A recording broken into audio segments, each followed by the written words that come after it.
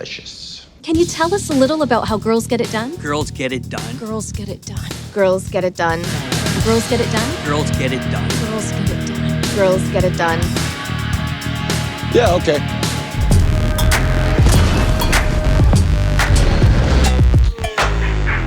What was that plan again? This video is sponsored by Squarespace. No one can stop you with a Squarespace website. The Boys Season 2 is done, and it's created some interesting reactions. Some people are saying it was absolutely great, while others were saying it was crap and had gone woke. And the drop-off of quality from Season 1 to Season 2 was like going from The Godfather to the island of Dr. Moreau. Now, if I was smart, and we all know the answer to that, I would just give an opinion on the season and move on. I wouldn't go anywhere near the woke discussion and some of those perceived problems. But you know, I just can't help it. So of course, we're going to get to the wokeness. But before we do that, what did I actually think of the series? Big black noir. Oh, spoilers from this moment on. Well, after feeling it got off to a bit of a slow start, the season really picked up speed and finished on a high. They actually tied up more loose ends than I thought they would. It could have been the finish of the whole series for the way it ended. Fuck Fresca. Though I did miss Elizabeth Shue. Oh, I've missed you. And I wasn't the only one. Don't get me wrong. Giancarlo Esposito, Me. as Stan Edgar, is great. He has more screen charisma than the whole of the Charlie's Angels cast put together.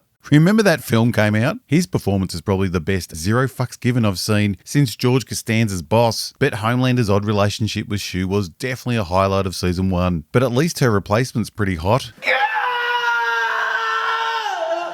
Yes, those Homelander happy home life scenes were pretty fucked up in the best possible way. Homelander must have some real mental control if you can forget that homeboy here Change back! I'm sorry! is really the one you're having sex with. Hi, my Nana's your biggest fan. Now, at the beginning, I wasn't that sure about Stormfront. Her use of social media, the way she uses current buzzwords, SJWs. her chemistry with Homelander all seemed a little off, like watching your mum on TikTok or Kathy Griffin doing comedy. It's not quite right. So when it turns out she's a 100-year-old Nazi, that's Stormfront, not Kathy Griffin, then it all started making a bit more sense. I'm surprised at her age she even knows which way the camera faces. I went from thinking early on that this actor was a bad choice to thinking she was a great choice. And all the casting in this show has been very good. Even the smaller or background characters are really well chosen. We only knew Lamplighter for a couple of scenes, and I would have liked him to have stuck around. He seemed fun. Oh, Starlight pulls an H-ray. I'm good. Thank you.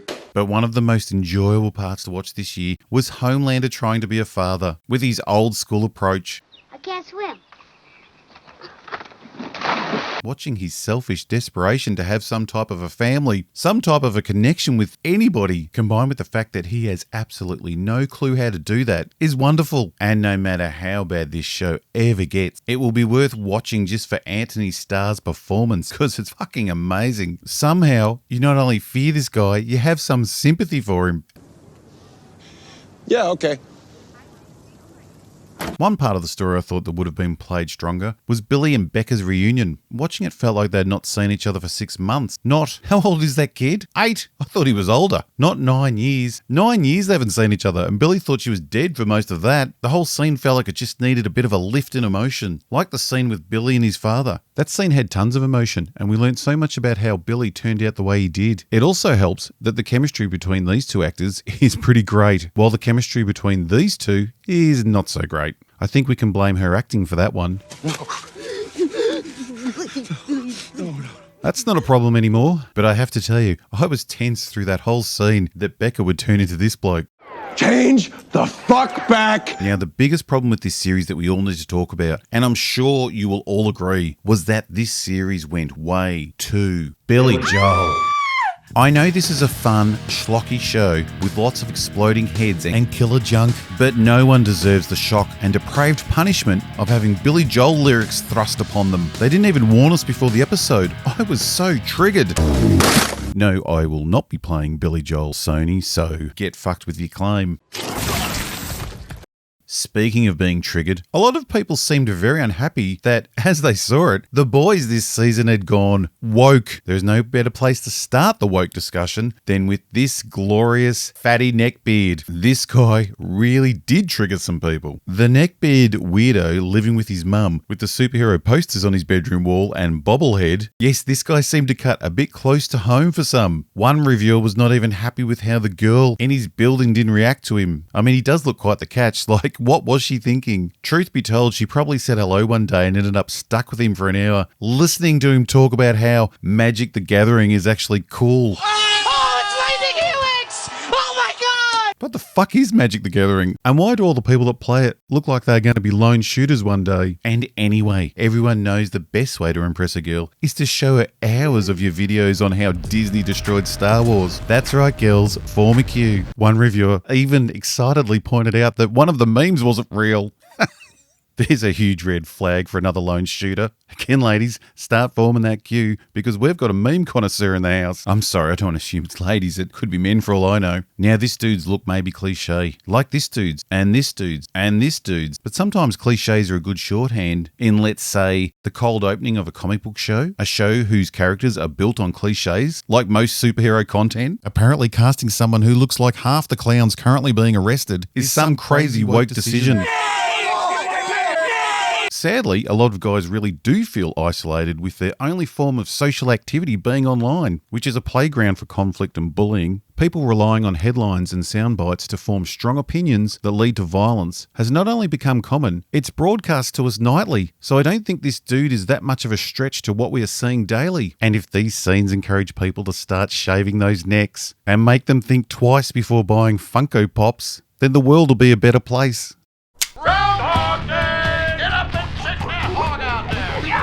Maybe neckbeards can become the new woke cause. Why can't the internet weirdo be the sexy guy? All shapes and hairy necks are beautiful. Hurley, the most successful neckbeard, can be the poster boy.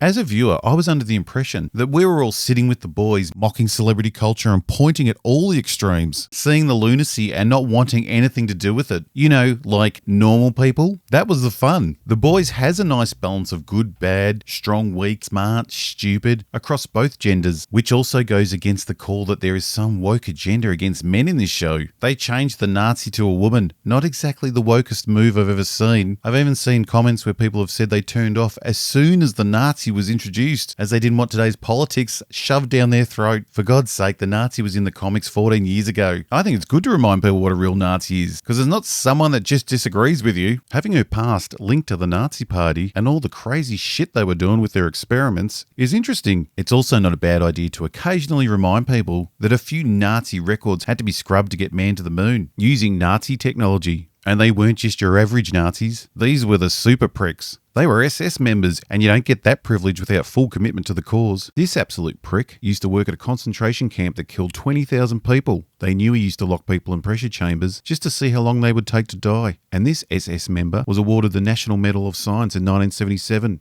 This one ran the whole fucking show. Stormfront would have been welcomed with open arms. They wouldn't have even cared she was a Nazi. She could have had photos with JFK. She could have slept with JFK. Oh, we all know she wouldn't have had a choice in that. To me, linking her to real Nazi scientists that came to the US after the war is interesting, but somehow keeping the Nazi idea from the comic is now seen as a woke move. There has even been criticism of the girls get it done scene. Girls get it done? Girls get it done. Girls get it done. Girls get it done. Girls do get it done. A scene that was well earned in the series, and it was having a clear dig at crap like this complete joke of a scene in Endgame. What the fuck is Mantis gonna do? In a recent interview, the Boys showrunner Eric Kripke confirmed that he and executive producer Rebecca Sunshine hated the all-female scene in Endgame so much that they decided to make it a target in the series. It's a sad fucking day when seeing 3 female superheroes kick the shit out of another female superhero who is a Nazi is somehow seen as woke. Frenchie's just thinking Kamiko must be fucking wild in bed. The big problem with thinking this show is woke is that the woke aren't really known for their satire and humour. You see, satire and humour is one of the main enemies of the woke. It's also one of their favourite things to try and cancel. And also, and this is a big one, the woke never, and I mean never, laugh at themselves. What the fuck is this? This is not lesbian. Not just for you, but for all the female people that I've offended. No fucking way. There's no need for language. Another problem some people seem to have is that this season had a huge drop off in quality, as if it went from E.T. to Mac and Me. And some of the arguments put forward regarding the drop in quality are just fucking lazy. One of those arguments I keep hearing repeated is that the satire and messages in season 2 are just way too blatant, while back in season 1, the satire and messages were subtle. Season 1 had the subtlety of WWE. There is porn with more subtlety than season 1. The fun of the show is that it has been blatant from the very beginning. I'll laser every fucking one of you! Another argument getting thrown around is that Homelander stopped growing and he hasn't actually changed since season 1. And that argument's just wrong. Because in season 1, Homelander was a selfish child figure so twisted and fucked up that his whole sexual desire and need of a mummy figure were all mixed into a frustrated confusion, and it was all directed at one person. This season, he seemed to learn to separate those thoughts and actually gave romance a go. Then he moved on to giving fatherhood a go, as best he could. So in 2 seasons, he's gone from child to partner to father. The fact that it comes crashing down each time because of his own behaviour allows for some sympathy for Homelander, who is a character that had no chance from the beginning. So there was plenty of growth for Homelander. Yeah, okay. It's just sadly for him it never pays off, but that's part of his character and growing anger with the frustration of his broken life. Ryan? Do you do this? I did think it was a bit freaky that they gave Homelander's kid doppelganger's powers, because that kid looked completely different last season. A super quick break to thank today's sponsor, Squarespace. Wanting to get your business on the move, but it feels like every day has some new surprise? Feeling like things are holding you back? Feeling like you can't even go outside? Well, don't let that stop you. Make the most of your situation. With a Squarespace website, no one can stop you living the dream or making some of that delicious money.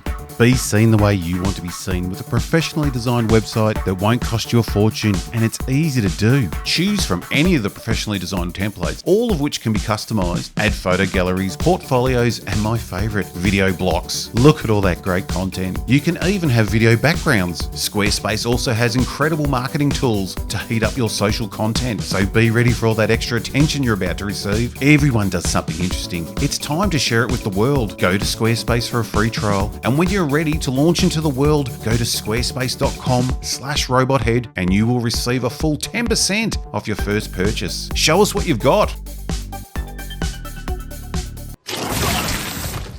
Now, I enjoy the pulpy dialogue, action, and over-the-top gore, but I'm sure it's not everyone's cup of tea. But lots of comments I've seen regarding problems in the show seem to be from people who are having trouble understanding what the show is about. The ambiguous morals of the characters and selfish, questionable choices It's just a question of how bad you want to be in the 7. are somehow seen by some reviewers as a sign of ungodly bad writing. They also seem to think the traditional Marvel version of a superhero is the only version allowed, which makes you question if these reviewers have only been feeding their brains with multiplex, easy-to-digest blockbusters. Let's kick his ass. But luckily, to help make this point clearer, a lovely subscriber sent me a section of a review they wanted my opinion on. I was truly thankful because it's much easier if someone else goes through the garbage for you. In this review, the discussion was on the scene where Starlight and Billy are trying to get Huey to the hospital. And I have to say, I don't know about the rest of their review, but boy, has the basic concept of this show escaped them. The problem they seemed to have was that the characters weren't sticking to their rules. Starlight wasn't acting like a logical superhero, and Butcher didn't instantly hate Starlight for what she just did, which apparently made the scene character destroying. They argued that it was ridiculous for a superhero to push that guy, when she could have just put her hand over the barrel, because I'm guessing that's what Kat would have done. Then after she killed him, apparently she didn't show enough remorse. Again, I'm guessing, just like Kat would have done. One of the reviewers even added, great superhero, like she wasn't meeting his high, predetermined standards of a superhero. I am so sorry. Are you alright? Then with Butcher, their problem was that after he witnessed Starlight kill a normie, he should have been instantly outraged because, you know, Butcher hates all soups. Not only does the reviewer not understand humans, but also doesn't seem to understand the entire fucking show. And we're 14 episodes in, for fuck's sake. To come to this conclusion, you have to ignore that humans, when under pressure, can make really bad and selfish decisions, especially when it comes to protecting and saving people they love. There is also the small fact that the whole premise of the show is flawed characters struggling with their morals morals and decisions. Starlight is protecting her dying boyfriend, who has put his non-superpowered life on the line several times for her. So yeah, it's not impossible to think that in the moment she might lose her cool and zap this guy. Then when Starlight is, as they put it, showing little remorse, they pretend that she's not holding her severely wounded boyfriend on their way to the hospital where he might die. Hey girlfriend, that's not how the Avengers do it. And this is a big and, she goes on in this scene to talk about how little remorse she is feeling. They didn't get to that bit because they skipped ahead. You know what I was thinking when I was looking at him? Why'd you pull the gun, you stupid fuck? That's all. The little remorse was the fucking point of the scene. That's a main part of Starlight's arc. Maybe once I would have cried over him, but now he was just another person in our way.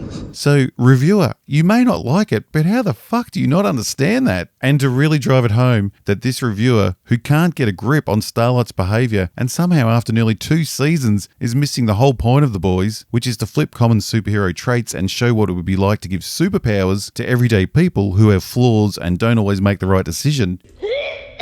The reviewer comes out with the glorious, "This is as if Batman just kills a guy." What a soft cock.